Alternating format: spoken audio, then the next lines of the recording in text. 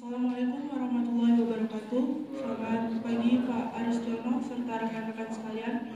Perkenalkan, nama saya Syafa Anila sebagai moderator materi ketiga pagi ini. Saya dibersamai oleh penyaji yaitu Satya Berdarama, pembahas 1 Putri Soleha, pembahas 2 Putri Tikalu, juru kamera Maria Goreti Alunat. Kepada saudara Satya, waktu dan tempat dipersilakan.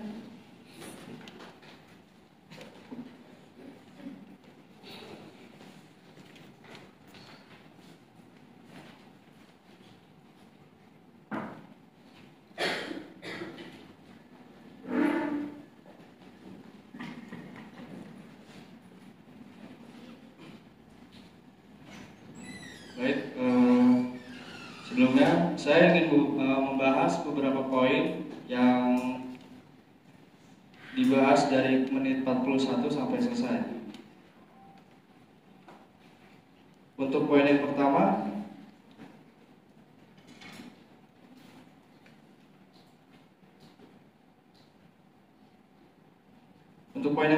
yaitu mengenai sertifikat tanah yang memiliki manfaat atas jaminan kepastian hukum serta mengurangi adanya konflik. Untuk poin yang kedua, jatuhnya SK yang dikarenakan tanah milik masyarakat yang mengetahui kurangnya tinjauan dari pemerintah. Untuk poin yang ketiga, penyelesaian yang diperlukan di desa dengan resolusi konflik baik terbuka maupun tertutup. Dan untuk konflik, poin yang keempat, restribusi tanah yang dilakukan di desa agar menghasilkan sertifikat. Dan untuk yang kelima, diketahuinya pelepasan aset tanah pemerintah yang tidak termasuk tindakan pidana. Berikut beberapa poin yang saya ambil dari pembahasan materi ketiga dari menit 41 sampai selesai. Selanjutnya. Baik, terima kasih kepada saudara Satya. Selanjutnya saya panggilkan saudari Putri Soleha selaku pembahas 1. Waktu dan tempat persilakan.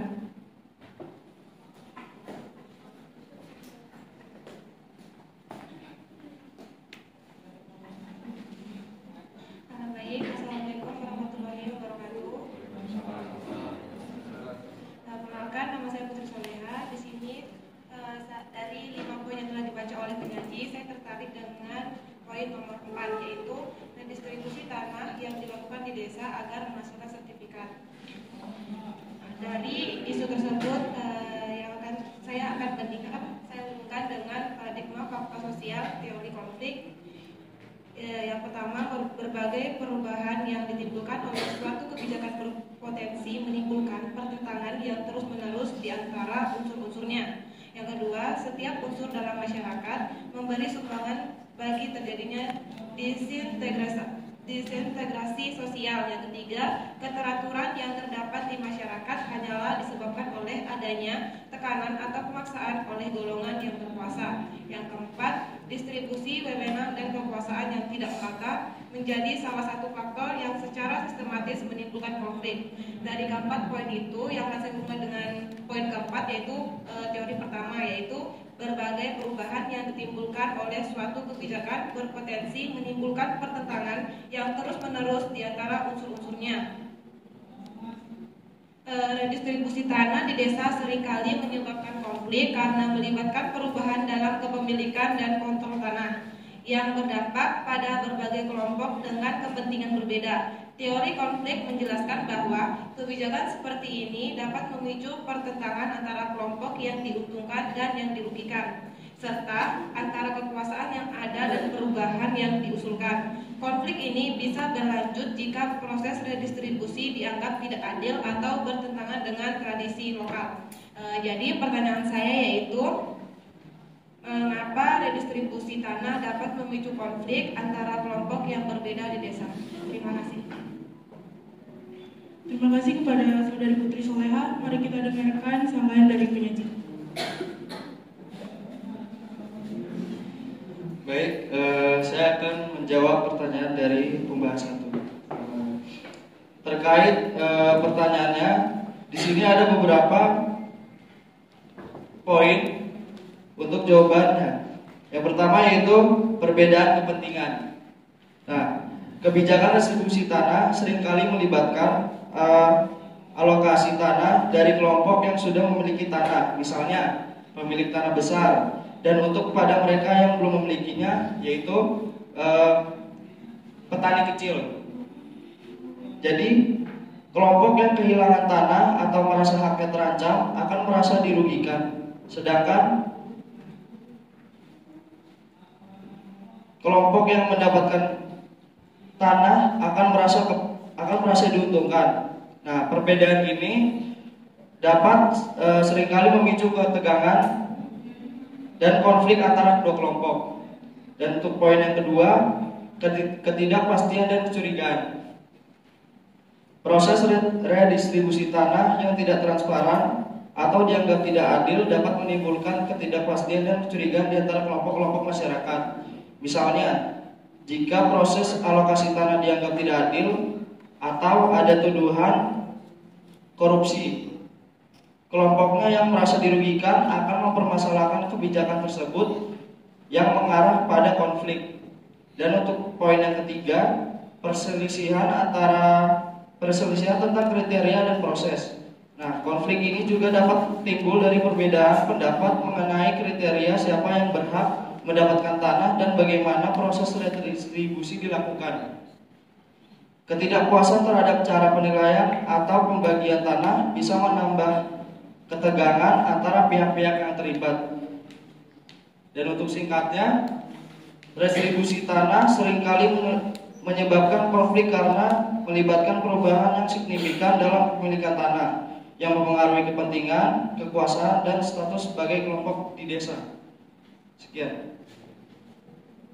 Baik, itulah sambahan dari penyaji. Selanjutnya saya panggilkan Saudari Putri Tikolu selaku pembahas 2. Waktu dan tempat dipersilakan.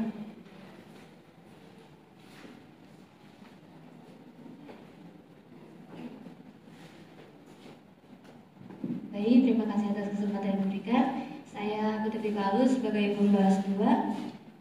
Di sini saya memilih poin 3 yang telah penyaji sampaikan, yaitu mengenai sertifikat tanah yang memiliki manfaat atas jaminan kepastian hukum serta mengurangi adanya konflik dalam teori neofungsional.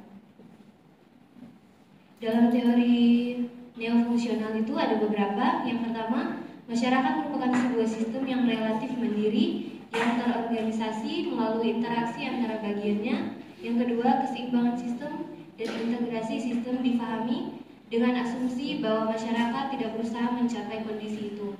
Yang ketiga, terdapat beberapa tingkat integrasi kebudayaan, kepribadian, dan sistem sosial. Yang keempat, terjadi interaksi antara elemen yang menghasilkan ketegangan dan provokasi bagi hadirnya perubahan. Yang kelima, selain sebagai produk ketegangan, perubahan juga dapat memproduksi ketegangan. Substansi teori yang saya ambil yaitu yang pertama, masyarakat merupakan sebuah sistem yang relatif mandiri yang terorganisasi melalui interaksi antara bagiannya. Kaitan dari poin 3 dan substansi teori 1. Yang pertama, masyarakat sebagai sistem yang terorganisir.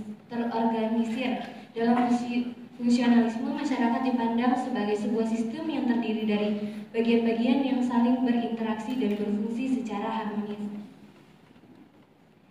Kedua, fungsi jaminan kepastian hukum. Dalam perspektif fungsionalisme, hukum dan peraturan memiliki fungsi menjaga keteraturan stabilitas dalam masyarakat. Yang ketiga, mengurangi konflik. Dalam fungsionalisme, salah satu tujuan utama dari struktur sosial adalah meminimalkan anomali atau ketidakpastian yang dapat memicu konflik. Pertanyaan saya, apakah manfaat sertifikat tanah dalam menjamin kepastian hukum tetap relevan ketika terjadi perubahan sosial atau ekonomi? Terima kasih kepada Saudari Putri Tikolu. Mari kita dengarkan sambahan dari penyaji. Baik, saya akan menjawab pertanyaan dari pembahas 2 yang mengenai tentang teori neofungsionalisme.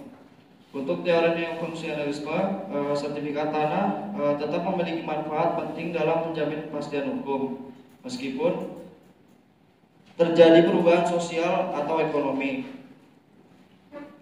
Teori neofungsionalisme diangkat dari konsep fungsionalisme klasik, tetapi dengan penekanan lebih pada dinamika dan perubahan dalam masyarakat. Untuk pertanyaannya, ada beberapa poin yang bisa saya jawab. Yang pertama itu adaptasi terhadap perubahan sosial. Sertifikat tanah dapat dilihat sebagai institusi yang mampu beradaptasi dengan perubahan sosial, meskipun perubahan terjadi di masyarakat. Sertifikat tanah tetap berfungsi untuk menjaga stabilitas dan kepastian hukum. Dengan adanya sertifikat,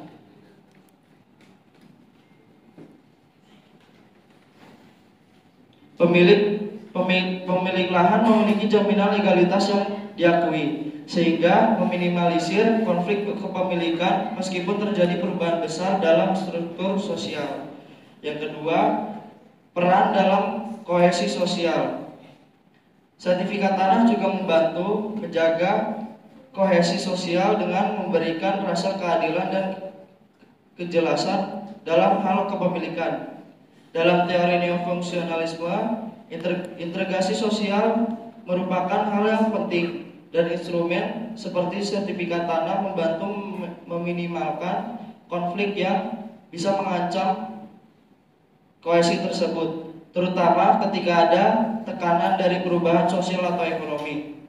Secara keseluruhan, menurut pandangan neofungsionalisme, sertifikat tanah tetap relevan karena sifatnya fleksibel dan fungsional, di mana sertifikat tanah berfungsi untuk memastikan stabilitas dan kejelasan hukum, meskipun terjadi dinamika atau perubahan dalam konteks sosial dan ekonomi.